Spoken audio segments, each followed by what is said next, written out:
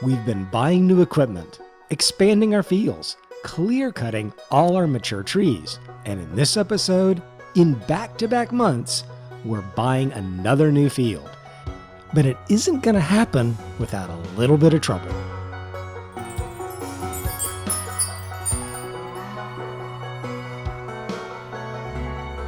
We'll start with renting a stump grinder to get rid of all the lodgepole pine stumps we left behind. In the last episode, we cleared the last of our mature lodgepole pines to raise money for another new field. And I thought about leaving them behind, along with the other stumps we already left when we originally cleared the area. But this area is a little funky. It's on a hill, and a stump grinder is a cheap investment to avoid the frustration that may come when running the tree planter, or loading up trees when harvesting it later. And yes, this area will get planted with another round of trees. First things first though, let's clear the stumps.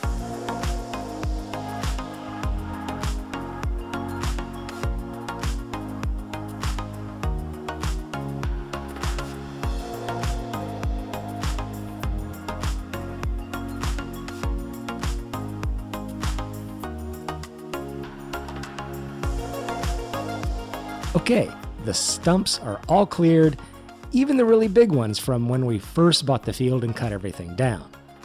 We'll return the stump grinder directly to the store, but I'll be smart. I'll hook up the front loader along with the pallet fork. Let's get over to the store and begin the next step, the planting. We'll lease a planter and get 2 pallets of lodgepole pines. I'd like to start experimenting with growing some of the other trees like the Manchurian red pines, but we know what the lodgepoles do, and now's not the time to be tinkering with the unknown, so we'll stick with the lodgepoles. We've got our weight, the planter, the front loader with the pallet fork, and 2 pallets of saplings. We've got it all. Let's get our load of 40 trees back to the farm and start planting. We've still got a lot to do here in April.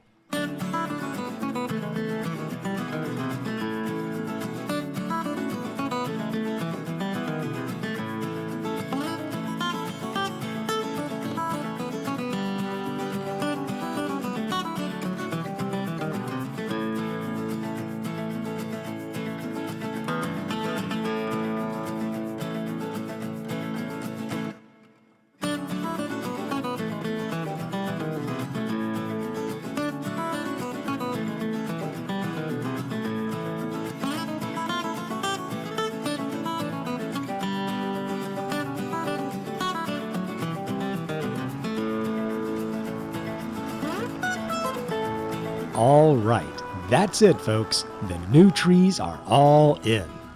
All the pines we'd held in reserve for quick cash are gone, and a brand new batch are in the ground and ready to grow. We took a risk in hoping the natural trees on our new properties will hold us over on the sawmill, but it was a worthwhile risk.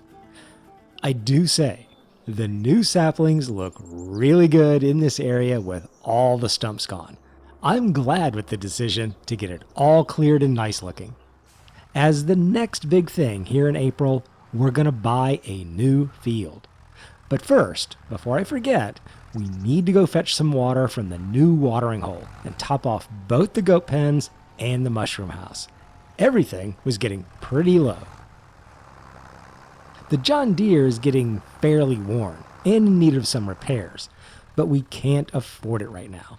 If my calculations are correct, we'll have just enough money to buy and prep the new field. The stump grinding and tree planting was all part of that calculation. But for our farm expansion plan to come together, we've got to be diligent with every penny. We'll be cutting it close. Okay, the watering's done. Let's buy the field. We'll buy field 43. Across the road from the upper part of our fields for about $64,500. This is a beautifully flat little property. Let's check its condition. It has weeds, needs lime, needs plowing, and is currently growing peas. which is out of our reach for us to harvest. The field is 100% fertilized, so that's one thing that's in great shape. What we'll do is knock 3 of the 4 things of the field's needs off the list in one move. We'll rent a plow and plow the field. The plow will turn under the peas, remove the needs plowing condition, and will destroy any weeds in the field, leaving it all ready to plant. Plowing is definitely a job for the Dutzfar, and just to make sure the tractor's at its best, we'll drop $100 to service the tractor. Let's grab the plow and head back to the new field. I'm really pushing to get this new field plowed and planted with grass here in April, because that'll put it on the same growth cycle as all the other grass fields, and also allow us to start reaping the profits as early as possible. Plowing always feels really satisfying. Let's finish the field and keep pressing forward.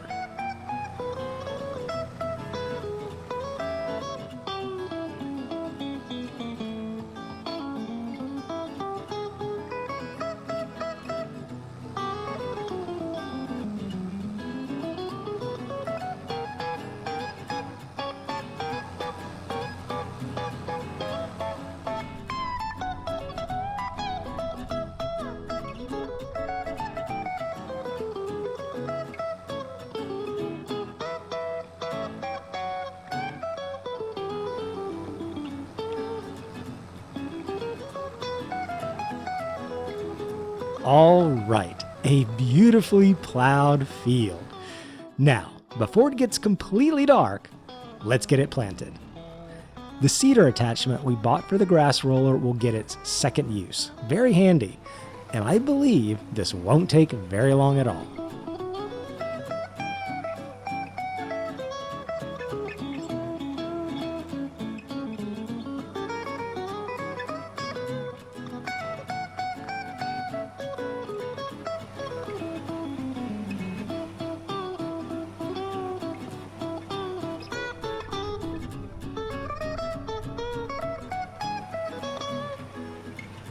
Okay, the grass is all seeded. That will be ready along with the other fields just like we planned. We had to kick the lights on to finish the job, but we'll roll forward from our very long and productive April into a brief stopover in May. I don't think we have much to do in May, and we don't have any money to do anything anyway, but we'll check on things. The lodgepole pines have hit their final growth stage.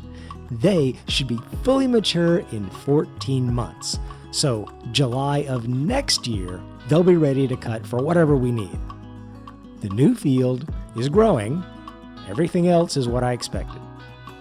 We'll lime the field next month in June before we harvest, along with the field we bought last month. They both need lime.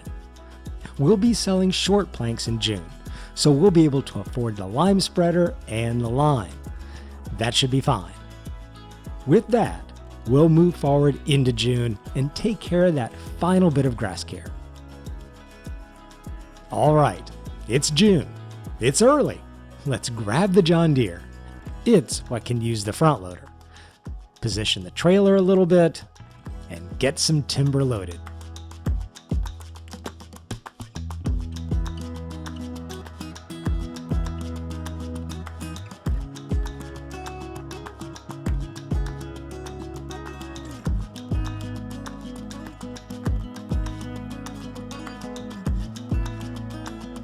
I stacked them really high because I was making room to load some of the longer planks and beams, but I'm selling them at a slightly different playground sell point that just happened to pop up with a great demand. So we'll sell these short planks by themselves. Otherwise, the sell point would just try to take everything. We'll just be super careful with such a top-heavy load.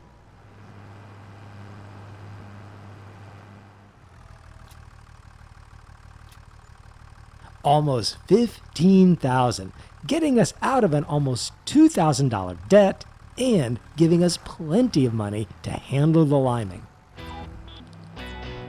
What I'll do is take a different route back through town. The 3650 could do with some fuel and is also in pretty bad need of some repairs. If you recall, we put off the repairs in the last episode. So let's top it off, pay the ever-growing repair bill, and get back to the farm. I think I'll go ahead and sell the long planks and beams. We've got some time here in June, and they'll still fetch a decent price.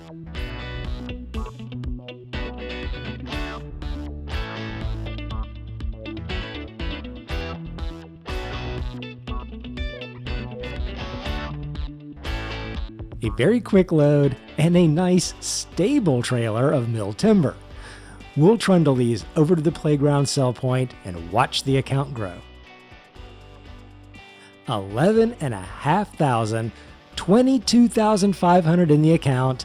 Very good indeed. 2 or 3 times a year, the sawmill fetches us a nice bit of income. It's been a great addition to the farm, and it almost makes me wonder if we should think down the road about getting a bigger one. Well, I was about to lime the other 2 fields when I noticed this. Our main field is only 50% fertilized.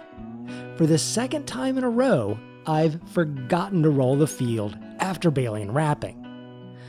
I bet the other field is 50% too. Yep, I've messed up again. There is a solution. I can use the little fertilizer spreader we bought and just fertilize the field, but I really need to keep my mind cut in and remember to roll the grass. I think I've just been too excited about the new fields.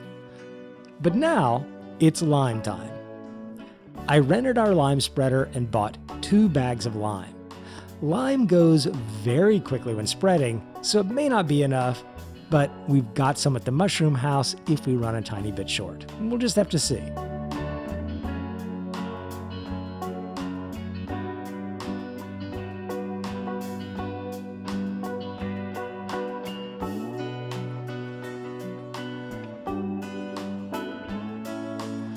Well, I limed the field, but I didn't lime the field.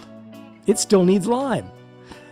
I think what's happening is the grass field is in its first harvestable stage, so the lime won't do anything.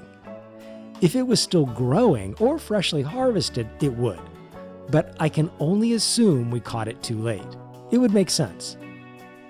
Let's at least do the more important job and fertilize the other fields. Last time I forgot to roll the grass, I think it at least let me fertilize right before the harvest month.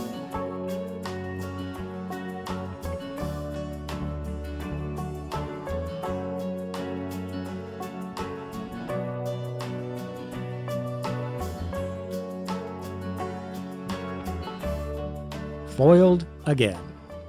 No fertilizer applied. I guess when the grass hits that first harvest stage, it's just like a crop. It's too late to apply enhancements to the field. It just is what it is. But that was a very costly mistake. About a $5,000 to $6,000 mistake between the lost silage yield from both fields and the little bit of lime and fertilizer I used. That hurts. It's not going to create a major setback for my plans, I don't think, but it's not like we have $5,000 or $6,000 just laying around to go to waste. That's funding we need. Well, I think the thing to do now is something I can't mess up and won't cost us any more money, and that's to water the goats and top off the mushroom house. No sense making any more problems by letting things run dry. The pain of missing a critical step on the farm. But we can fix the whole lime and fertilizer thing next month after we harvest everything.